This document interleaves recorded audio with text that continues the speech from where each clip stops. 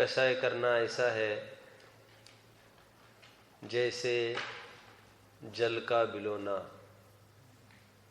कुछ भी कार्यकारी नहीं है। कितने काल तक के लिए जल को बिलोए जाए तो फल की सार्थकता होगी? दिशा ही विपरीत है और प्रश्न तो एकदम गलत है। जहर खाते खाते जीवन की उम्मीद कैसे हो सकती, किन परिस्थितियों में हो सकती है?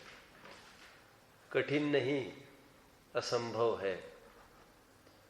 कषाय करना ऐसा है जैसे जल का बिलोना, कुछ भी कार्यकारी नहीं है। एक उदाहरण भी अभी दिया टोडरमल जी साहब ने।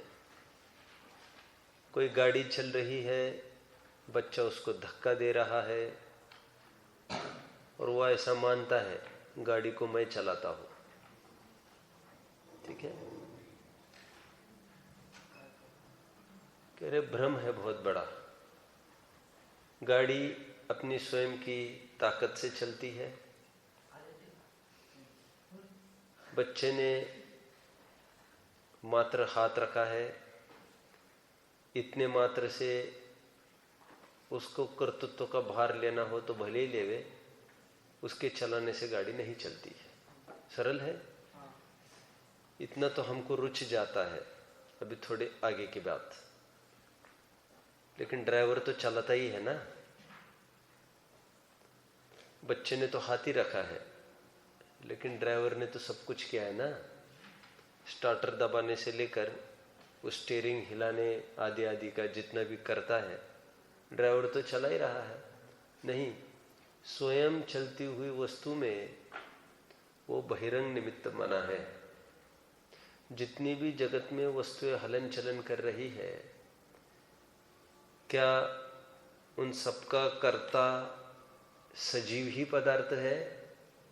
यदि ऐसा हो तब तो हम कह सकते हैं जो एक एक पत्ता हिलता है उसका कर्ता कौन? फिर कोई मिथ्या बुद्धियों ने एक अदृश्य शक्ति की कल्पना की और फिर ये बोलने लग गए राम की मर्जी के बिना एक पत्ता भी नहीं हिल सकता। मुसलमानों ने भी अपनी मन गढ़ंत कल्पना खड़ी करके ऐसा बोला, खुदा की मर्जी के बिना एक पत्ता भी नहीं हिल सकता, इस अल्लाह। ईसाई बोलने लग गए गॉड की मर्जी के बिना कुछ नहीं हो सकता।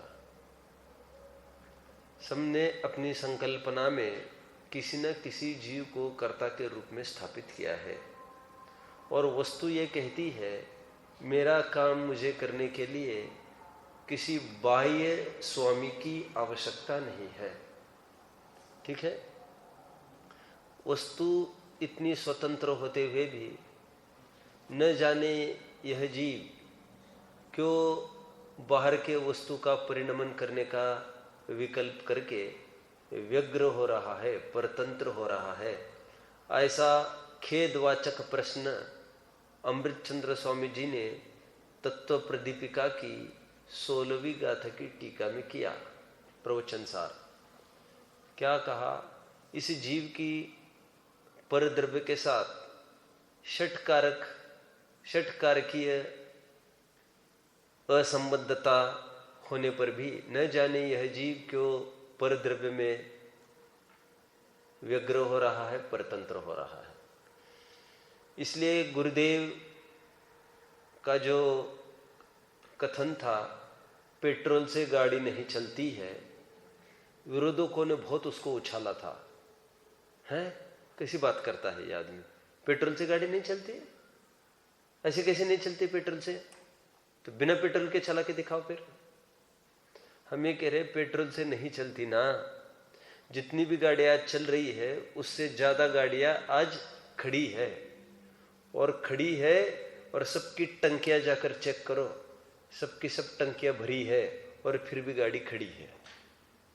यदि पेट्रोल से गाड़ी चलती तो वो डब्बा भी चलता जो पेट्रोल से भरा है।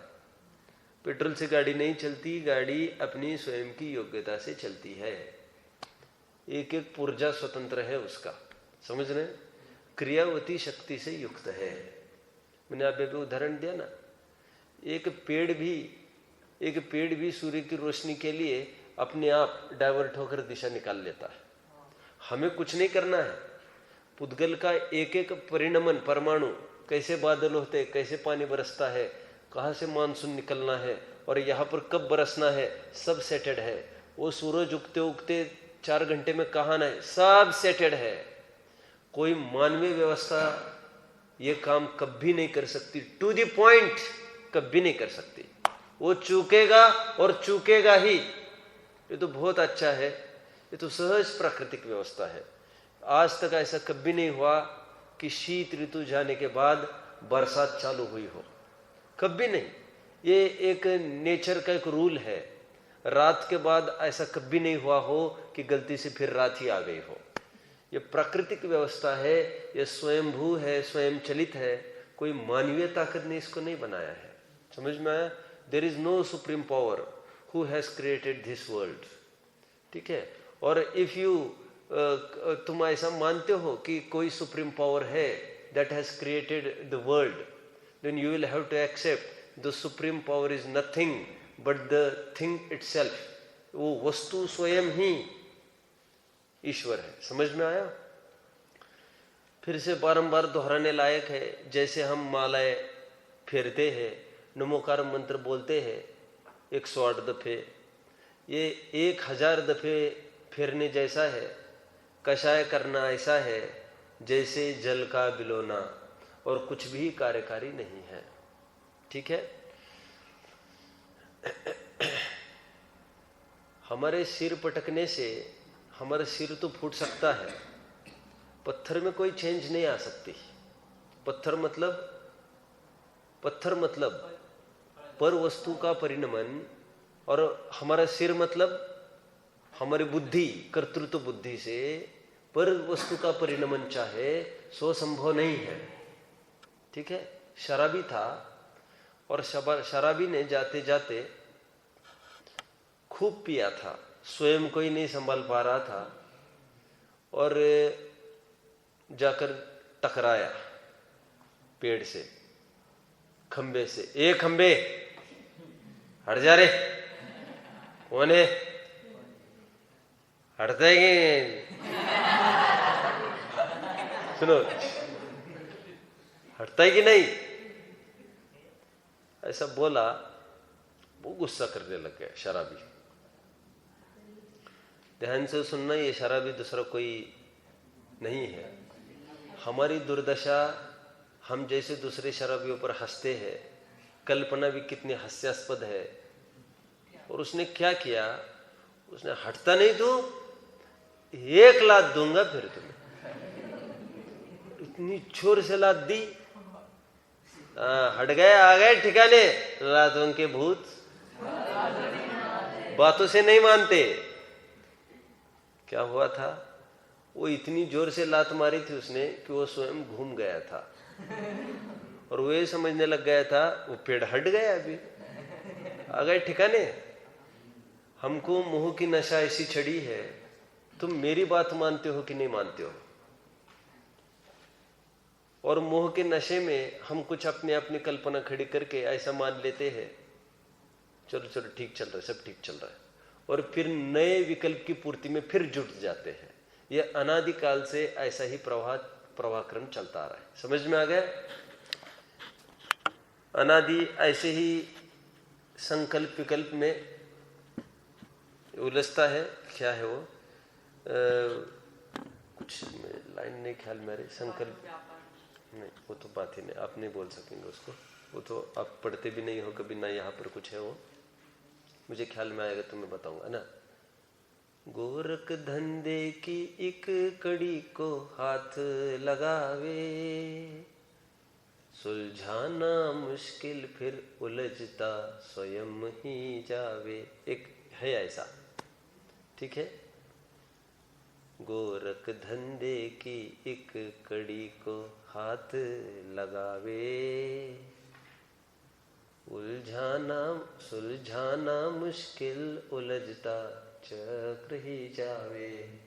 समझ में आ रहा है आपको?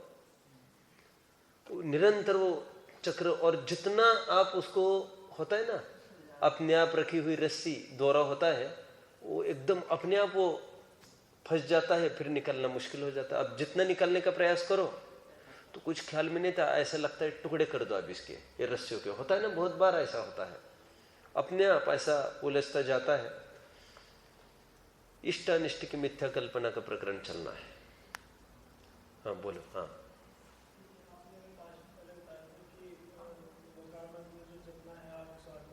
हाँ हाँ 108 बार आप नमोकार मंत्र बोलते हो, आपको 1000 दफे ये मंत्र बोलने जैसा है। कषाय करना ऐसा है जैसा जल का भिगोना, कुछ भी कार्यकारी नहीं है। आप नमोकार मंत्र बोलेंगे तो उससे पुण्य बंधेगा, लेकिन आप ये वस्तु सिद्धांत को रटेंगे, स्मरण करेंगे, विचारेंगे तो आपको सम्यक्त होगा, आपको धर्म होगा। उनकी जी हुजूरी करने से आपको पुण्य तो बंधेगा, लेकिन आपके दासत्व की मुक्ति नहीं होगी। दासत्व की मुक्ति के लिए आपको वस्तु स्वरूप विचारना पड़ेगा कि भगवान भी हमारा कुछ निहाल करने वाला नहीं है। समझ में आया? कषाय करना ऐसा है जैसे जल का बिलोना, वस्तु स्वरूप है ये। हमें आत्म शांति भगवान का नाम लेकर नहीं मिलती, वस्तु स्वरूप विचारने पर मिलती है। भगवान का नाम लेने पर आत्म शांति मिलती है, ऐसा जिनका कहना है, वह भी एक पूर्व प्रक्रिया की तरफ से कथन है। This is the first step, क्योंकि जो भगवान का नाम लेगा फिर उनको उपदेश भी बाद में सुनेगा, और उपदेश सुनकर वस्तु स्वरूप भी उसके ज्ञान में आ जाएगा। आप समझ गए? इंजीनियरिंग बनने के लिए पहले केजी से पढ़ना पड़ता है, स्टार्ट, तो आगे बढ़ेगा तभी तो बन पाएगा। ठीक उसी प्रकार भगवान का नाम लेगा तो फिर कभी विचारेगा ये भगवान कैसे सिद्धावस्था को प्राप्त हुए, ये भगवान है कौन वास्तव में, तो फिर विचारते विचारते वो ख्याल में आएगा वीतरागता ही धर्म है। आप समझ गए? समझ में आया? इष्ट अनिष्ट की मिथ्या कल्पना प्रकरण चलेगा, तो है तो मिथ्या चारित्र का स्वरूप, इसके अंतर्गत ये प्रकरण डाला है। ऐसा लगता है ये मिथ्या चरित्र, ये जो इष्टानिष्ट की मिथ्या कल्पना है, ये कौन से गुण की पर्याय है? इष्ट कल्पना कौन से गुण की पर्याय? श्रद्धा गुण की विपरीत पर्याय है, सबको पता है। और डाल रहे मिथ्या चरित्र के स्वरूप में प्रकरण को, क्योंकि वे ये कह रहे हैं कषाय के उद्भव का मूल कारण इष्ट अनिष्ट की कल्पना है। हमको कषाय उत्पन्न क्यों होती है? हमने सबने पढ़ा है, जब इष्ट अनिष्ट कल्पना उत्पन्न होती है तब कषाय उत्पन्न हो जाती है। और जब तत्व ज्ञान होने पर इष्ट अनिष्ट कल्पना नहीं होती तो कषाय स्वयं में मिट जाती है। पढ़ा है, आप सबने पढ़ा है ना? आदित्य क्या पढ़ा हमने? कषाय कैसे उत्पन्न होती है? तत्व ज्ञान के अभाव में जब इष्ट अनिष्ट कल्पना उत्पन्न होती है तो कषाय उत्पन्न होती है। सिंपल उदाहरण है, हमेशा का हॉल भर गया खचाखच और 25 जन आ गए बैठने को। क्या उपाय किया जा सकता है इसके लिए? क्या करेंगे? 2 उपाय है। हॉल तो भर गया है और 25 लोग आ गए, तो 2 उपाय ये है, या तो थोड़ी सी दीवार खिसकाओ, या तो फिर एक काम करो बच्चों, थोड़ा सा सरक कर बैठ जाओ। एक काम करो, चौकियां हटा दो, सरक के बैठ जाओ। हाँ बन गए, सब बन गए। 2 उपाय है। हम कौन सा उपाय विचारते हैं? मनन, पहला कि दूसरा? हमको ख्याल में है कि दीवार अपनी जगह से नहीं खिसकेगी, इसलिए हमको यथार्थ निर्णय होने पर वैसा विकल्प भी उत्पन्न नहीं होता। कभी स्वप्न में भी ये नहीं लगता, और भी भीड़ आए, स्वप्न में भी ऐसा नहीं लगता कि दीवार को भी थोड़ी खिसकाई जाए। क्यों? हमको ज्ञान हो गया, ये अटल है, ये हट नहीं सकती, हमको ही कुछ करना पड़ेगा। इसलिए मैं हमेशा कहता हूँ, जब हम रास्ते से गुजरते हो और छोटा सा पत्थर हो तो उसको बाजू में करके हमारी गाड़ी निकालनी चाहिए, और यदि बहुत ही बड़ा पत्थर हो तो हमें रास्ता बदल कर निकलना चाहिए। वस्तु स्वरूप तो ऐसा है, प्रत्येक पर्याय है अटल, होना है सो निश्चित है, केवल ज्ञानी ने गाया है, उस पर तो श्रद्धा ला न सका, परिवर्तन का अभिमान किया। प्रत्येक परिणमन स्वतंत्र है, ठीक है, नख से लेकर शिख तक का। ऐसा समझ में आने पर इसमें फेरफार का विकल्प उत्पन्न नहीं होगा। जैसे दीवार का स्वरूप समझा तो उसको हटाने का विकल्प नहीं हुआ था, ऐसे संयोग संबंधी भी हमको ज्ञान होगा। सब अपने अपने हिसाब से जीते हैं, हमें दुखी करने के लिए कोई नहीं जीता।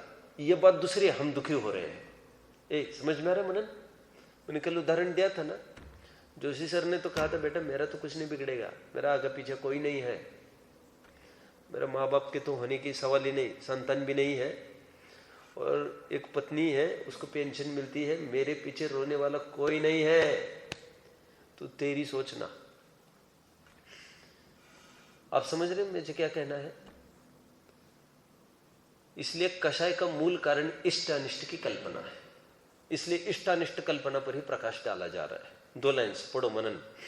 तथा कषायवान होते हैं सो पदार्थों को इष्ट अनिष्ट मानने पर होते हैं, सो इष्ट अनिष्ट मानना भी मिथ्या है, क्योंकि कोई पदार्थ इष्ट अनिष्ट है ही नहीं। वस्तु स्वरूप बड़ा आनंददायी है। भगवान बनना बहुत सरल है, संसार में रखड़ना वास्तव में बहुत कठिन है।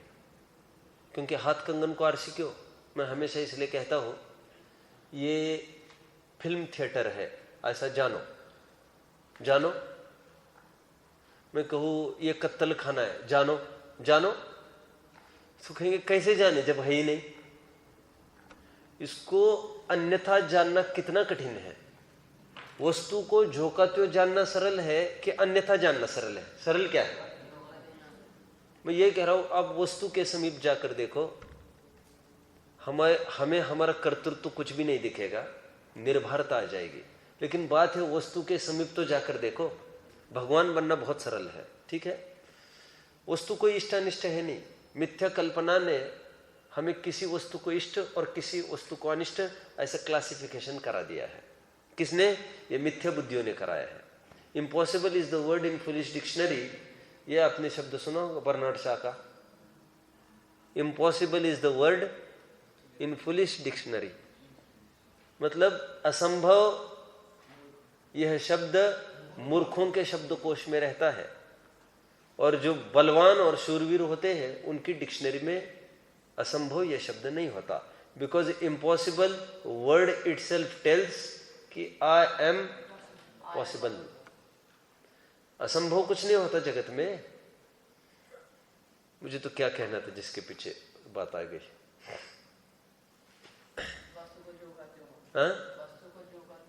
वस्तु को, हाँ, वस्तु को जो कहते हो स्वीकार करना, ये तो बहुत सरल है, और अन्यथा उसको मानना ये बहुत कठिन है, बहुत कठिन। अब मैं कुछ कहने वाला था, वो तो बात रह गई है अपनी। हाँ, ये कह रहा था, ये मिथ्या बुद्धि ने, ये विपरीत बुद्धि ने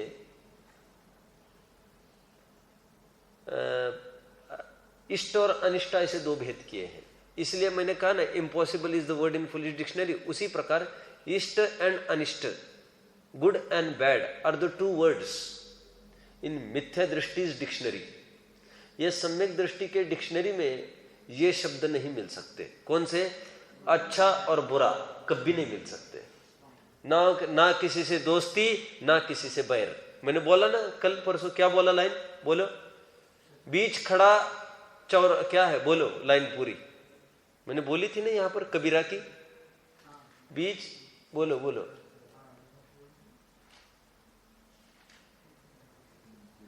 बीच खड़ा बाजार में, कबीरा बीच खड़ा बाजार में, चाहे सबकी खैर, ना किसी से दोस्ती, ना किसी से बैर। यही तो है सब, ठीक है। कह रहे हैं कोई वस्तु सुखकारी है ऐसा मानना वो इष्ट कल्पना, कोई वस्तु दुखकारी है ऐसा मानना वो अनिष्ट कल्पना। कल्पना ही है ये, ठीक है। दो ही कल्पना होती है उसको, अच्छी और बुरी। कह रहे लेकिन वस्तुतः ऐसा नहीं है, वस्तु की तरफ से देखो तो वस्तु अच्छी बुरी नहीं है। कह रहे क्यों? 3 उदाहरण कोट करते यहां से। एक उदाहरण ले लो, मेघ वर्षा, पानी बरस रहा है, वो इष्ट है क्या अनिष्ट है? तो कह रहे उसी समय तुम धोबी को जाके पूछो तो कितना नाक भौ से कुड़ेगा, उसका धंधा चौपट हो गया। और वही किसान को जाकर पूछो तो कितना गदगद हो रहा है, कितना गदगद हो रहा है वो। समझ में आया? आज तो बोल रहे मुझे भोजन भी नहीं मिलेगा, चलेगा, मेरा कर्जा नील होता दिख रहा है उसको बरसात में। किसी को इष्ट है, किसी को अनिष्ट है। लेकिन बरसात कैसी है? बरसात तो बरसात जैसी है, इष्ट अनिष्ट की कहा बात है इसमें? समझ में आया? ये तो प्रयोजन सापेक्ष इष्ट अनिष्टपना होता है। हमारा प्रयोजन नहीं दिखता तो इष्ट अनिष्टपना भी नहीं होता। मेरे जब भी बहुत पानी बरसता है, अभी तो पिताजी जब भी मेरे पास आते हैं तब की बात है, अभी तो मैं उस तरफ तो जाते ही नहीं हूँ, 8-10 साल हो गए। तो वे जब भी मेरे पास आते हैं, पानी बरसता है, पानी बरसते कह रहे बहुत अच्छे पानी, बहुत अच्छे पानी बरसा, बहुत अच्छा पानी बरसा। मैं कहता हूँ आपकी कितनी खेती है? क्या आपकी खेती कितनी है? धंधे, आपका धंधा क्या है? अपना तो कुछ नहीं है ना। जिनको राग द्वेष करना हो उनको करने दो, हमारा क्या बिगड़ता है और हमारा क्या सुधरता है? हमारा प्रयोजन नहीं रहा तो हमको बाहर की कोई भी वस्तु इष्ट अनिष्ट नहीं दिखती। वो परंपरा की बात अलग है, फिर फसल होगी तो हम खाएंगे, तो हम छोड़ो, परंपरा कहाँ तक लगाते फिरेंगे? फिर तो कोई ना कोई रजत भी मेरा कोई ना कोई लगता होगा, ये अर्पित भी मेरा कोई ना कोई लगता होगा। फिर सभी रिश्तेदार हो गए तो फिर क्या होगा? फिर सूतक और पातक से तो फुर्सत ही नहीं मिलेगी। मनन, फिर दूर का रिश्ता निकाले ना, दूर का, तो फिर मनन भी मेरा कोई ना कोई तो लगेगा ही फिर, कि नहीं लगेगा? अरे लगेगा ही।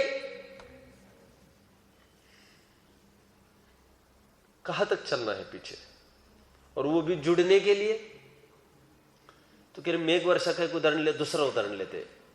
कहते हैं जैसे कपड़ा है, नंगे बदन वालों को तो मोटा कपड़ा भी इष्ट लगता है, और जो बड़ा आदमी हो, रिच, उसको तो मोटा कपड़ा सुहाता नहीं, उसको तो पतला कपड़ा सुहाता है। तो कपड़ा क्या है? कह रहे कपड़ा इष्ट है क्या अनिष्ट है? कपड़ा स्वयं में अच्छा बुरा कहा है? वो ना मामा से काना मामा, अच्छा कुछ नहीं मिलता है तो मोटा कपड़ा ठीक है, बहुत अच्छा, बहुत अच्छा, बहुत अच्छा। लेकिन जो रात दिन उसी में है और जिसको एकदम हाई क्वालिटी कपड़े पहनने की आदत है, उसको कहां मोटा कपड़ा सुहाएगा? समझ में आया? तीसरा उदाहरण दिया विष्टा का। कह रहे हैं देव को विष्टा आदि अनिष्टकारी है और सूकर को इष्टकारी। देखो कैसा उदाहरण लिया उन्होंने, जो सबके ग्लानि का विषय है, सबके ग्लानि का विषय है। अरे मैं अभी उसका हटा दो उदाहरण थोड़ा सा, मैं दूसरा उदाहरण दे दो आपको। मान लो हमने टॉयलेट करी कहीं खड़े खड़े बैठ कर ले लो अभी रास्ते पर, और फिर इत्तेफाक से हमको उसी पर से चलना पड़े, हम ही को, हमने टॉयलेट करके, और जूते हैं तुम्हारे पैर में, आपको कैसा लगेगा? कैसा लगेगा आपको? उसी पर जूते पहनकर चलना है तो एकदम ऐसा ग्लानि का। टोडरमल जी साहब ने उसका उदाहरण दिया कि रे विष्टा सूकर को जाकर पूछो। एक छंद है बहुत अच्छा बनारसी दास जी का, मुझे अभी मुश्किल है मिले। उसमें उन्होंने लिखा है दंत कथा जो पुराण है वो किस किस को क्या क्या अच्छा लगता है, तो उन्होंने लिखा है कौवे को तो निबोरी अच्छी लगती है, कौवे को, वो ऊंट को नीम अच्छी लगती है। हमको नीम कैसी लगती है? वैसे उसको अच्छी लगती है। बोले कितना फेर है जगत में। ठीक है, चोर चाहे साहूकार सो जाए जल्दी, और साहूकार क्या चाहता है? ये दोस्त सब बैठे रहे मेरे पास रात भर। क्यों? ये बैठे रहेंगे तो चोरी थोड़ी होगी फिर मेरे पास, तो बातों बातों में उलझाता रहता है उनको। आप समझ गए? एक ही प्रसंग, किसी को सुखदाई किसी को दुखदाई। कुंजर को देखी जैसी रोष करे भूसे स्वान। तो खोलो, समय सार नाटक है, कहा है।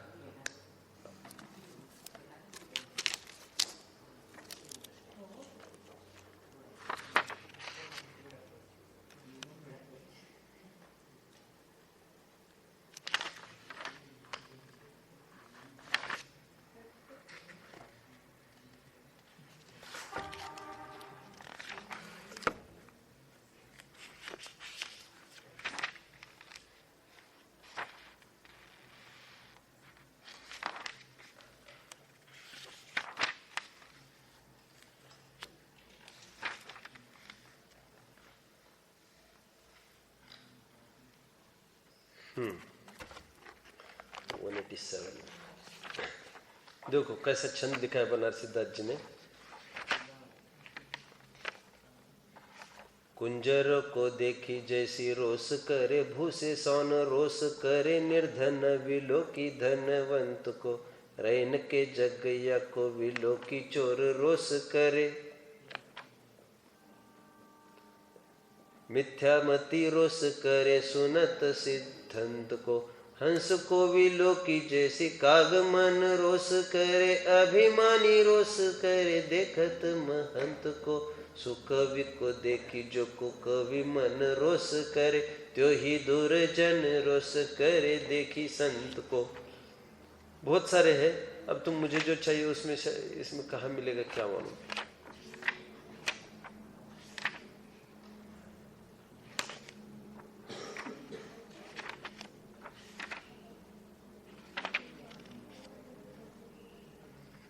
मुश्किल है मिले, चलो ठीक है। ये पैराग्राफ कौन पढ़ेगा? पढ़ो रजत।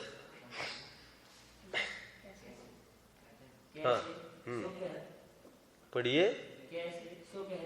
हाँ जो अपने को सुखदायक उपकारी हो उसे इष्ट कहते हैं, अपने को दुखदायक अनुपकारी हो उसे अनिष्ट कहते हैं। लोक में सब पदार्थ अपने अपने स्वभाव के ही करता है। प्रत्येक वस्तु अपने स्वभाव का करता है, ठीक है। कोई किसी को सुख दुखदायी नहीं है। It is William Shakespeare, all the things और are on their own places. It is the mind who makes hell of heaven and a heaven of hell. All the things are on their own places. अपने अपने सत्व को सर्व वस्तु विलसाय, ऐसे चित्वे जीव तब परते ममत न था। पढ़िए रजत। कोई किसी को सुख दुखदायक उपकारी अनुपकारी है नहीं। यह जीव ही अपने परिणामों में उन्हें सुखदायक उपकारी मानकर इष्ट जानता है अथवा दुखदायक अनुपकारी जानकर अनिष्ट मानता है। क्योंकि एक ही पदार्थ किसी को इष्ट लगता है किसी को अनिष्ट लगता है। जैसे जिसे वस्त्र न मिलता हो उसे मोटा वस्त्र इष्ट लगता है। ये बात क्यों कर रहे हो तुम? फालतू मजाक नहीं, बिल्कुल भगा दूंगा और फिर साल भर भी नहीं रखूंगा आपको क्लास में। फालतू मजाक नहीं करना बिल्कुल। हाँ। और जिसे पतला वस्त्र मिलता है उसे वह अनिष्ट लगता है। शुक्र आदि को विष्ठा इष्ट लगती है, दिवाली को अनिष्ट लगती है, किसी को मेघ वर्षा इष्ट लगती है, किसी को अनिष्ट लगती है। इसी प्रकार अन्य जानना तथा इसी प्रकार हो गया इतना। अभी तक जो उदाहरण चले, एक ही वस्तु किसी को सुखदाई किसी को दुखदाई।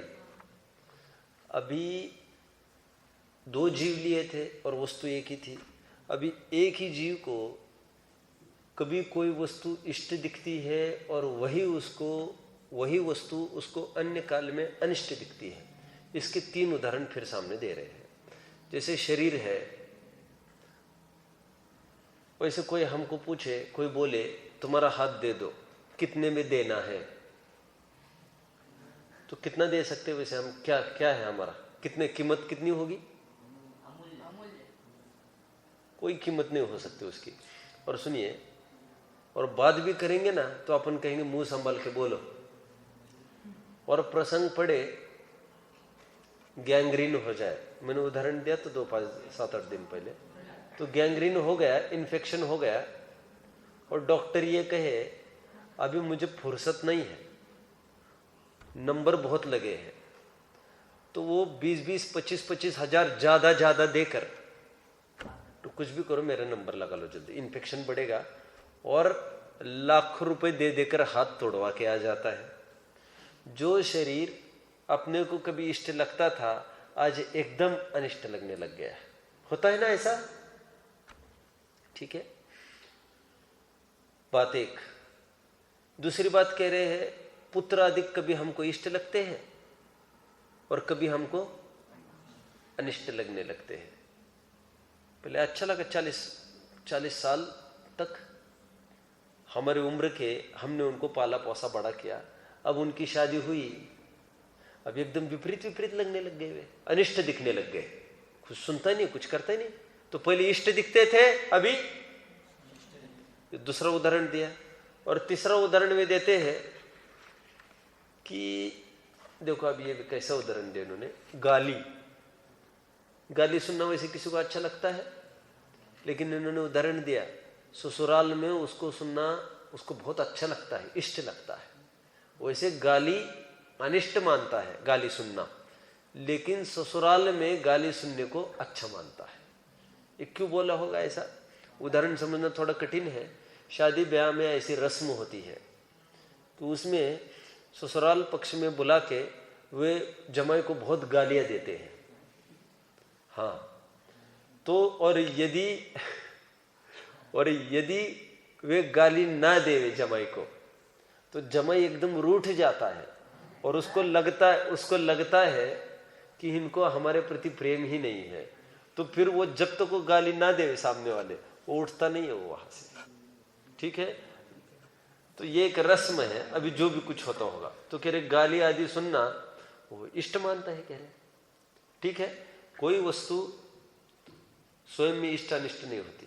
ठीक है, राग उदय भोग भाव लागत सुहावने से, राग जाए ऐसे लागे जैसे नाग कारे है, राग ही सो पाग रहे तन में सदीव जीव, राग जाए आवत गेलानी होत न्यारे है। ठीक है, राग ही सो जग रीति झूठी सब साची जाने, राग जाए सुझत असार खेल सारे है, रागी विन रागी के विचार में बड़ोई फेर, जैसे पछ भट्टा काहू काहू को बयारे है। ये तो राग की लीला है। जिस सीता के पीछे बेहोश हो गए पुरुषोत्तम राम, अभी तक देखो रावण के साथ युद्ध में ऐसा एक भी प्रसंग नहीं बना जिसको लेकर बेहोश हो गए।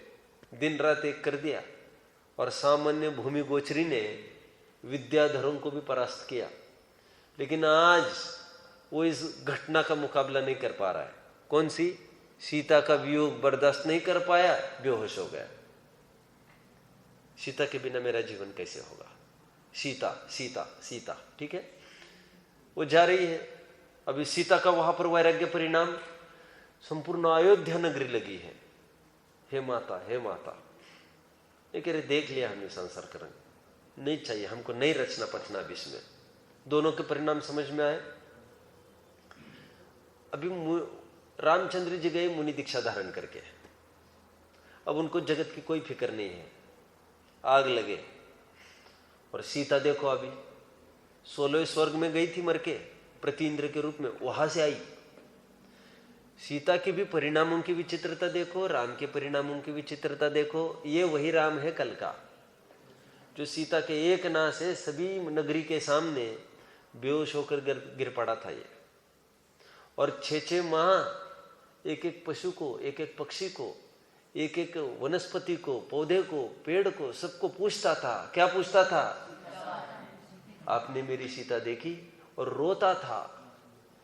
उसके 6 माह निरंतर रोने रोने में ही चले गए हैं। न इतना बलवान पुरुष की ये दुर्दशा, और एकदम काया पलट हो गया परिणामों का। ये मुनि बने हैं, ये वे ही राम हैं कल के, ये नया कुछ नहीं है। और ये वही कल की सीता है जिसके पीछे पूरी अयोध्या नगरी बोल रही थी कि आप रुक जाओ माता, रुक जाओ। और ये आज उसको डिगाने आई है, राम को उपसर्ग कर रहे, उपसर्ग। समझ में आया? ये वे ही राम है, ये वे ही सीता है, बस फर्क इतना सा ही है, वो कल का राग था, आज वो रहा नहीं है, राग टूट गया। तो राग टूटने पर सीता कौन, और सीता ने कितनी क्रीड़ाएं करी पता है आपको? क्या क्या किया? माया से सीता ने, राम नहीं डिग पा रहे थे तो उसने वो आवाज कर करके रावण की कि हे राम, मैं तुम्हारी सीता को लेके जा रहा हूं। और फिर उस सीता चिल्ला रही है, हे नाथ, हे स्वामी, मुझे बचाओ, देखो ये राक्षस मुझे लेने आए, हे स्वामी, हे स्वामी। उसकी विक्रिया में मतलब कितना प्रयास किया सीता ने डिगाने का रामचंद्र जी को। समझ में आया? अभी राग बलवान हो गया उसका, कोई वस्तु इष्ट अनिष्ट नहीं है, ये प्रकरण ये चल रहा है, ठीक। और कहा तो ये परिणाम, वो सीता का जीव फिर रावण से एक एक सेकंड तरस रही है वहां से छूटने के लिए, रावण से। और आगे अब वही वो जीव, सीता का जीव, रावण को उपदेश देने चला गया।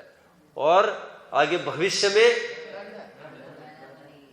ये एक सेकंड भी जिसको सुनना पसंद नहीं करती थी, वो एक एक समय उनको ही सुनती रहेगी। एक समय भी सहयोग पसंद नहीं करती थी रावण का, और प्रत्येक समय इनके बिना मेरा कट ही नहीं सकता, ऐसा भी भविष्य आने वाला है। गणधर बनेगी गणधर, रावण बनेगा तीर्थंकर। भविष्य तो पता ही है ना आपको। परिणामों की विचित्रता देखो, कोई वस्तु स्थायी रूप से इष्ट होती है, अनिष्ट होती है, ऐसा कभी नहीं होता। मैं हमेशा ऐसा होता है, मुक्ति मुझे जब भी कहती है, बाबा जी ये बहुत खराब है, इसके कुछ होता होगा कुछ क्लास में किसी के साथ कुछ, तो मैं ये कहता हूँ, बेटा तुम एक काम करो, नोटबुक है आपके पास? बोले हाँ। अब पीछे के पेज पर लिखो, पीछे तुमको ये फ्रेंड है ना तुम्हारे, वो अच्छी नहीं कर आज तुम्हें, और बिना मतलब के उसने तुम्हें कुछ किया ना, डिस्टर्ब किया ना, तुम लिख लो एक जगह कि वो बहुत खराब है, लिख लो आप। और क्या, और फिर 10 दिन के बाद तुम उन्हीं की प्रशंसा करती आई, तो फिर मैंने कहा बेटा अब फिर वहां लिख लो उसके नीचे, वो बहुत अच्छी है। और अपने को 10 दिन पहले जो लिखी हुई बात है वो मूर्ख भरी दिखने लग जाएगी। अभी जब भी वो कुछ कहती है मुझे, मैं पहले कहता हूं बेटा लिखना है, तो कहते नहीं पापा नहीं लिखना है। अभी वो कहना भी बंद हो गया। आप समझ रहे हो? क्योंकि हमारे परिणामों का कहाँ ठिकाना है, ठीक है। हमारे प्रयोजन की सिद्धि नहीं हुई तो हमको खराब दिखने लग गए, हमारे प्रयोजन की सिद्धि दिखी, सब अच्छे होने लग गए। मैं शराब पी रहा हूं और इन्होंने सबके सामने बोल दिया सचिन जी जो कर रहे सब ठीक कर रहे, तो ये मेरे लिए अच्छे हैं। समझ में आ गया? ए, समझो मेरी बात को। अच्छे और बुरे की परिभाषा क्या होती है? हमारे कषाय में हमारा कषाय का कोई समर्थन करे तो अच्छा हो गया। मिले सुर मेरा तुम्हारा तो सुर बने, तो हमारी कषाय मिल गई, जिसकी कषाय मिल गई वो अच्छा। ये आप समझ रहे हैं सब मेरी बात को? क्या हो गया? सुनिए।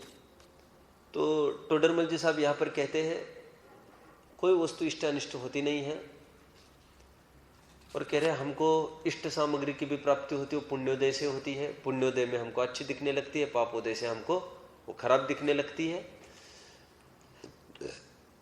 कह रहे जिस प्रकार कोई नौकर हमको किसी माल के लिए मना करे तो नौकर की गलती नहीं है, वो किसकी गलती है? वो मालिक की गलती है। मनन समझ में आ रहा? निष्कर्ष बोलोगे? निष्कर्ष फिर से बोलूं। उदाहरण, कोई मेरी खेत है, ये बाउंड्री लगी है, और बगल वाला एक आदमी काम करने वाला, वो कुदाली खोदते खोदते मेरी कंपाउंड में सीधा घुस के मारने लग गए कुदाली। अभी खेतियों पर कितनी जाने जाते आपको पता है, यहां हुआ थोड़े से रखने में। मेरा ये प्रश्न है, मैं केस किस पर करूंगा? केस किस पर चलेगी? ये 50 रुपए रोज का आदमी है, केस इस पर चलेगी कि केस मालिक पर चलेगी? सब समझदार हो बराबर। वो मालिक यहां तक आया तक नहीं है, और केस हम मालिक के नाम पर करते हैं, क्योंकि ये कर्तव्य इसका नहीं है, ये कर्तव्य इसके मालिक का है। हम स्पष्ट देखते, उसके प्रति रोष नहीं करते। समझ में आया? ठीक उसी प्रकार बोलिए, पर द्रव्य में जितना भी कुछ होना है, हम उनके प्रति रोष राग न करके क्या, भरत के बाहुबली के सामने प्रस्ताव आया सरेंडर, फटाफट आकर पोदनपुर सरेंडर करो, खाली करो जल्दी पोदनपुर। उसने गला पकड़ लिया उसका, छुरी भोग दी। क्या किया उसने उसका? बाहुबली ने क्या किया उसका? बाहुबली ने उसको कुछ नहीं किया। ये जो बोल रहा है ना, ये नहीं बोल रहा है। कौन? ये इसके मुख से वो भरत बोल रहा है, तुम्हारे राजा को बोलो युद्ध के लिए तैयार रहे। राजा की तो कोई बात ही नहीं थी। वो दूत आकर क्या बोल रहा है? फटाफट पोदनपुर को खाली करो। वो उसको कुछ नहीं कर रहे। आप जानते हो ना, रावण के दरबार में एक बार एक जना आया और बोला कि आकर सरेंडर करो। इंद्र का दूत आया था, इंद्र का। उन्होंने कहा अधीनता स्वीकार करो। ये निकाली तलवार म्यान में से, रावण ने बोले इसका गला छाड़ दूंगा, इसकी जीभ के इतने सैकड़ों खंड करता हूं मैं, अब भी रुक जा। हनुमान के पिताजी बैठे थे वहां पर। क्या बोले मालूम उनको? रावण को, तुम क्या कर रहे हो राजन, अब होश में हो। ये बेकसूर का, इस नादान का क्या कसूर है इसमें? ये तो उनकी बात सुना रहा है। दूत का सम्मान होना चाहिए। दूत तो मालिक की स्वामी भक्त है। वो तो मरने की कीमत पर भी स्वामी की भक्ति नहीं छोड़ सकता। ये अपराध इसका नहीं है, अपराध उसका है। तो बोला फिर हनुमान के पिताजी बोले उसको, दूत को, राजन को कहना युद्ध के लिए तैयार रहे। दूत के साथ कोई मिसबिहेवियर हमको नहीं करना होता है। जानते हो आप, एम्बेसडर को, दूत को कभी कोई आँच नहीं आ सकती। रावण सुनना राजन को उसने क्या कहा, राजन और ये परंपरा खंडित हो जाएगी। आज तक की चलती आ रही परंपरा, फिर कोई दूत किसी के पास जाकर संदेशा देगा कैसे? दूत मतलब कौन? परद्रव्य। ये सामने वाला दूत जिसका नौकर है वो राजा कौन? कौन? हमारा कर्म, हमारा कर्म। तुम कर्म को पकड़ो ना। अरे तुम्हारे ही पाप का उदय है तो विपरीत परिणमन कर रहे हैं, उनसे क्यों रोष करते हो? तो शंकाकार ने शंका पूछी, ठीक है, तो कर्मों के प्रति तो द्वेष करना ना। तो कह रहे कर्म तो पुद्गल है, कर्म ने भी तुमने ही अपने परिणाम से उनको बांधा है। ठीक है, कर्मों के प्रति भी क्या करना, वे उदय में आएंगे, खिरते चलेंगे। तुम नए परिणाम नहीं करना, ये तेरे ही परिणामों की उपज है। ये फल समझ में आया तो उसको साम्य भाव से सहन करो। बोलो उत्तम क्षमा का लाइन, जो पूरब कर्म किए खोटे, सहे क्यों नहीं जियरा।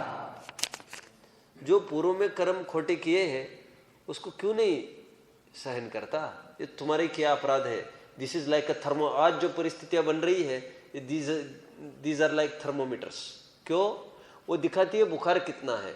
ये प्रतिकूल अनुकूल परिस्थितियां दिखाती है पूर्व में हमने कितना पुण्य पाप किया। ये उदय पूर्व में बांधा हुआ बंद दिखाता है। यह फला हुआ आम हमें यह दिखाता है कि कभी 10-5 साल पहले हमारे पूर्वजों ने यहां पर आम बोया था। वो उदित होता हुआ आम बोए हुए आम को प्रसिद्ध करता है। आया हुआ अनुकूल प्रतिकूल उदय हमने बांधे हुए कर्म को प्रसिद्ध करता है, और हम फिर उसमें उलझेंगे तो फिर नया बंद। ये द्रव्य कर्म से भाव कर्म, द्रव्य कर्म से भाव कर्म, ये परंपरा कभी भी खंडित नहीं होगी। समझ में आया? अभी कुछ बोला था ना, फिर से। गोरख धंधे की एक कड़ी को हाथ लगावे, सुलझाना मुश्किल उलझता चक्र ही जावे। उलझता चलेगा। ये पूरा पैराग्राफ अपना हो गया है। राग द्वेष का विधान व विस्तार ये प्रकरण कर लेंगे। वैसे थोड़ा टाइम है, ये 2-5 मिनट, तो इसको पढ़ ले फिर से। नीचे का पैराग्राफ पढ़ो, मात्र पढ़ लो। कौन पढ़ेंगे? वासु पढ़ो। हाँ, ऊपर यह कोई कहे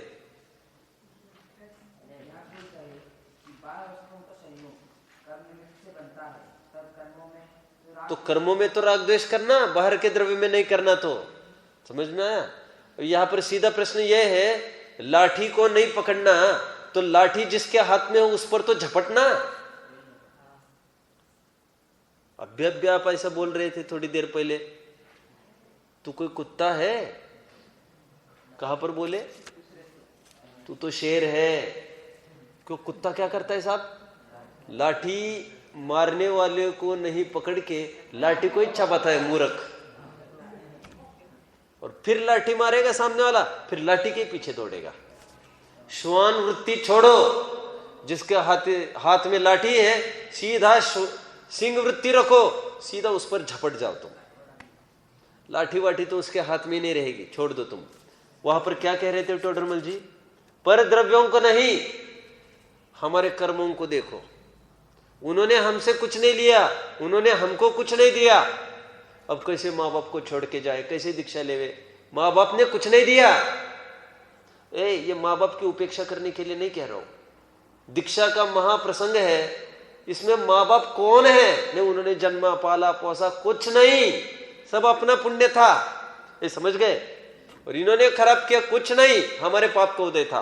तो वहां पर तो कर्मों को दिखाया। अब क्या बोल रहे हैं? ये कर्मों से भी क्या खेलोगे तुम? वो तो अचेतन पुद्गल। पढ़ो। कर्म तो जड़ है, उनके कुछ सुख दुख देने की इच्छा नहीं है। हाँ, तथा वे स्वयं तो कर्म रूप परिणमित होते नहीं हैं। हाँ, इसके भावों के निमित्त से कर्म रूप होते हैं। जैसे कोई अपने हाथ से पत्थर लेकर अपना सिर फोड़ ले, तो पत्थर का क्या दोष है? समझ में आया? पत्थर मतलब कर्म, सिर मतलब परिणाम। उसी प्रकार जीव अपने रागादि भावों से उद्भव को कर्म रूप परिणमित करके अपना बुरा करे, तो कर्म का क्या दोष है? इसलिए कर्म से भी राग द्वेष करना मिथ्या है। इस प्रकार परद्रव्यों को इष्टनिष्ठ मानकर राग द्वेष करना मिथ्या है। यदि परद्रव्य इष्टनिष्ठ होते और वह राग द्वेष करता तो मिथ्या नाम न पाता।